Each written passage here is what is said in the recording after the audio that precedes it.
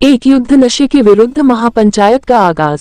जौनसार बाबर के कालसी रामलीला मैदान से चक्राता विधानसभा के कालसी ब्लॉक रामलीला मैदान में नशे के विरुद्ध एक महापंचायत बुलाई गई। इस महापंचायत में विधायक विकासनगर मुन्ना सिंह चौहान सहित पूर्व जिला पंचायत अध्यक्ष चमन सिंह ने भी अपने विचार रखे। वहीं विधायक मुन्ना सिंह चौहान ने कहा कि अगर आज हम अपने बच्चे को नशे से बचा सके तो हर माँ बाप अपना जीवन धन्य समझता है। पूर्व जिला पंचायत अध्यक्ष चमन सिंह ने कहा कि हम अपने बच्चे का अपने घर पर तो ध्यान रख सकते हैं, मगर स्कूल कॉलेज में वह क्या कर रहा है इस पर हम ध्यान नहीं दे पाते और यही समस्या आज के समय में गंभीर चिंता का विषय बनी हुई है।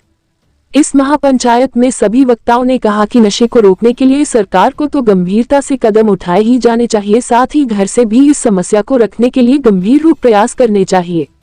वहीं इस महापंचायत में एसपी देहात जोत सिंह ने भी अपने विचार रखे। बताते चले कि इस महापंचायत में पुलिस क्षेत्राधिकारी विकासनगर भास्कर लाल शाह, थाना अध्यक्ष कालसी वैभव गुप्ता, एसडीएम कालसी हरिगिरी, ब्लॉक प्रमुख कालसी मथुआ सिंह, कनिष्ठ प्रमुख रितेश असवाल, जैसत प्रमुख भीम सिंह चौहान सहित जौनसार बाबर की सभी खतों की ग्रामीण और गणमान्य लोग इस महापंचायत में शामिल हुए और वक्ताओं के द्वारा कहे गए संबोधनों को ध्यानपूर्वक सुना और संकल्प लिया गया कि जौनसार बाबर ही नहीं पूरे प्रदेश में एक युद्ध नशे के विरुद्ध चलाया जाएगा का आगाज किया। आभार, मैं बड़ा कृतज्ञ हूँ जिन लोगों का भी आइडिया है और हमारे जो कालसी के ब्लॉक प्रमुख हैं, जेएस प्रमुख जी और कनिष्ठ प्रमुख जी, मठौर सिंह जी, भीम सिंह जी और रितेश जी और उनके सभी सहयोगी पूर्व प्रमुख जी हैं और यहाँ के गणमान्य लोग हैं। इसकी बहुत आवश्यकता थी और बहुत शानदार शुरुआत है ये। जैसा मैंने कहा भी कि ये देशव्यापी समस्या है और केंद्र के स्तर पे भी, भारत सरकार के स्तर पे भी बहुत व्यापक स्तर पे इसके बारे में ये नारकोटिक्स के और ये साइकोट्रॉपिक सब्सटेंसेस एक्ट को कंट्रोल करने के लिए और इसका उन्मूलन के लिए अभियान चल रहा है। लेकिन इस सच्चाई को स्वीकार करने में कोई हर्ज नहीं है कि दुर्भाग्य से बहुत बड़े पैमाने पर इसका विस्तार हो गया है हमारे इन क्षेत्रों में भी। विकासनगर के भी अलग अलग क्षेत्रों में बहुत शिकायतें मिलती है और इधर ये पहाड़ी क्षेत्रों में भी चक्राता, पड़ोस का हिमाचल, इधर का जौनपुर, रवाई घाटी, सब जगह इसका बहुत विस्तार हो गया। और मेरा ये मानना है केवल सरकारी प्रयासों से इसका उन्मूलन नहीं हो सकता। ये कोई आरोप प्रत्यारोप का विषय नहीं है। हम केवल अकेले पुलिस के ऊपर सौंपें, प्रशासन के ऊपर सौंपें, हर व्यक्ति के पीछे एक पुलिस का जवान नहीं लगाया जा सकता, एक मजिस्ट्रेट नहीं लगाया जा सकता। ये हम सब समझें, ये समाज की सामूहिक जिम्मेदारी है। और मैं व्यक्तिगत तौर पर ये मानता हूँ, किसी को बुरा लगे किसी अभिभावक, हर अभिभावक को अपने बच्चे का थोड़ा बहुत चाल चलन का आभास होता है, लेकिन हम उसे इग्नोर करते चले जाते हैं। हम उसे सामाजिक प्रतिष्ठा का विषय बनाते हैं। अरे मेरे बच्चे को ऐसा कहेंगे तो ऐसा कह देंगे, और तब तक हम इग्नोर करते रहते हैं जब तक वो आउट ऑफ कंट्रोल नहीं हो जाता और बाद में वो बच्चे के जीवन के लिए एक बड़ी समस्या हो जाती है, परिवार के लिए गंभीर समस्या हो जाती है। इसलिए मैंने सबसे आग्रह किया, राजनीतिक मतभेद, निजी विवाद, निजी मतभेद, निजी कोई हमारे किसी के परिवार से बनती है नहीं बनती, इससे ऊपर उठिए भाई। समाज क्या है? हमारे बच्चे ही हमारा भविष्य भाई, उन्हीं को ही हमें समाज को सौंपना है। बच्चा नहीं तो कुछ नहीं, सब कुछ खत्म है।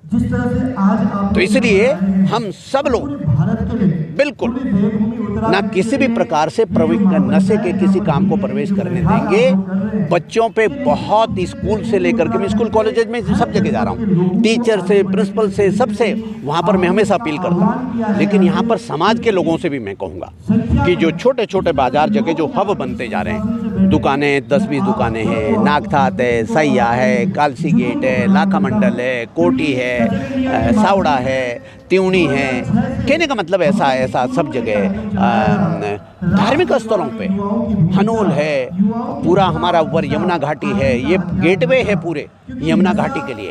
और अभी तो अच्छी बात यह है कि यहाँ पर सब लोग इस पे वो भी कर रहे हैं। इस पे हम लोग बहुत विजिलेंट रहने की ज़रूरत है और जो अवैध संदिग्ध गतिविधियों में जिन लोगों में थोड़ा सा भी शक शुबा होता है उनके ऊपर सख्ती करें, प्रशासन को उसकी सूचना दें और ऐसे लोगों को भी गिरफ्त में लाने के लिए शासन प्रशासन की भी मदद करें और एक जागरूक समाज बने। कि इसमें हम लोग एक जगह से कभी सेंट्रलाइज पोजीशन कभी भी कामयाब नहीं रही है। इस सेंट्रलाइजेशन होनी चाहिए और मैं तो कहता हूँ हर अभिभावक हर कस्बे में ये अलग जगनी चाहिए कि वहाँ पर नशा ना हो।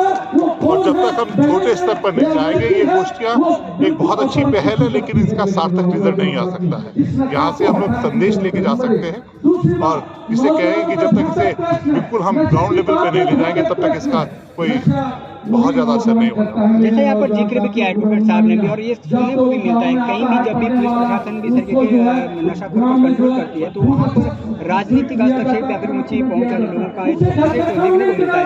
आपको क्या सुझाव रहेगा, क्या इस तरीके के मामले में कहीं ना कहीं इससे बचना चाहिए?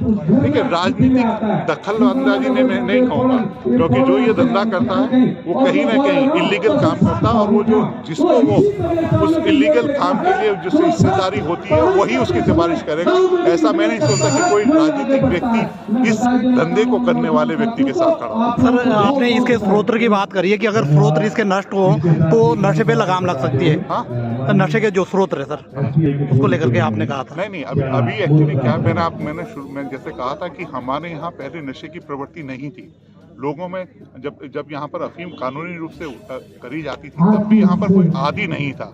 ये जैसे मैंने अपने उसमें अगर आपने सुना हो उस वक्त भी कहा था कि एक सबसे बड़ी दिक्कत हो रही है कि जब हम अपने बालकों को जो शिक्षा ग्रहण करने के लिए कस्बों में शहरों की ओर भेज रहे हैं, हम उनका प्रॉपर वो नहीं कर रहे हैं, जिसे कहते हैं कि उनको प्रॉपर तरीके से नहीं देख रहे हैं। अकेली माँ या बहन के भरोसे छोड़ देते हैं और वो उनकी कमियों को छुपाने की काम करते हैं। तो सबसे पहले मॉनिटरिंग होनी चाहिए इस बात के लिए कि जो बच्चा कहीं रह रहा है उसके साथ वाले कौन है, उसके यार दोस्त कौन है। और जैसे कहते हैं कि जब ड्रग का आदी होता है तो सबसे पहले उसके स्वभाव में परिवर्तन होता है, वो एकाकी हो जाएगा, अकेले रहना शुरू करेगा। तो ये चीजें जो साथ रह रहा है वही देख सकता है, बाहर वाला व्यक्ति या समाज का व्यक्ति नहीं देख सकता है। तो जब वो इनिशियल और ये जब तक इनिशियल स्टेज में हम उनको नहीं पकड़ेंगे, नशा छुड़ाना बहुत मुश्किल हो जाता है। सर, जौनसार बाबर में जो ये कॉकटेल पार्टियां होती है, क्या ये मानते हैं आप ये भी इसका कारण हो सकता है? नहीं, देखिए, कॉकटेल पार्टियां मैंने जैसे कहा पहले नहीं होती थी सर। नहीं, बहुत अंतर है शराब और नशे में।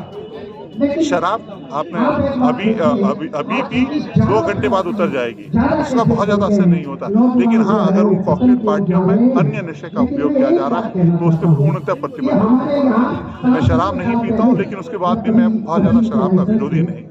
नशा मुक्ति होनी चाहिए समाज में। जिसे कहते हैं कि हमारे खतों के लोग कई दफे कहते हैं कि हम बियर नहीं रखेंगे। बड़ा अजीब सा लगता है कि बियर और पक्की नहीं रखेंगे, कच्ची रखेंगे, तो क्या मतलब? नशा तो ले रहे हैं ना, उसमें अल्कोहल कंटेंट तो ही है। तो इस वजह से ये नहीं, पूर्णतः हम लोगों को जागरूक होना पड़ेगा और खास करके नौजवान बच्चों को। और जो जिसे कहते हैं कि आजकल बहुत सारे केसेस हैं, हम लोग देखते हैं कि जिनको हम लोग रिहेबिलिटेशन सेंटर्स में भेजते हैं, उन बच्चों में पुनः वो दोबारा प्रवृत्ति प्रकट ना हो जाए, इस चीज़ की चौकसी करने वाले की आवश्यकता है परिवार को और उसके बाद जो समाज है। पंचायत में यहाँ के जनों ने हम लोगों को आमंत्रित किया था, तो ये विचार साझा हुए हैं, उनके सुझाव हमने लिए हैं और अपने जो हमारी अपील है उनसे वो हमने बताई है।